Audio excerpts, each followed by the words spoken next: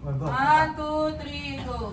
Kayo po na nakaupo,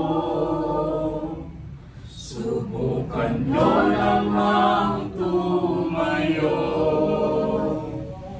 at baka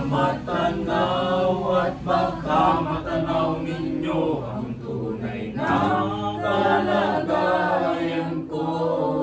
Ganito kasi yan eh. Tao po, nandiyan po ba kayo sa loob na malaking bahay at malawak na bakod, mataas na pader, pinapaningin, at nakapilang mga mamahalin sa sakyan, mga bandat na laging bulong ng bulong, wala namang kasal pero marami ang nakabaro. Tumakas man ang ulan ay walang butis ang bubong, mga bagong kutsara na hindi kilala ang totoo at taling isip ko lagi na nasama, kahit na hindi pasto sa lamesa ay mayaw.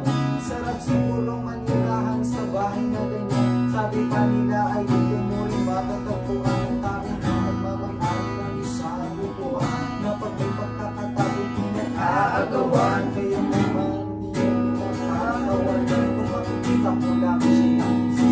Kayo po na nakaupo, subukan nyo namang tumayo, at baka matanaw ninyo ang tunay na kalagayan ko. Kayo po na nakaupo, subukan nyo namang tumayo, at baka matanaw ninyo ang tunay na kalagayan ko.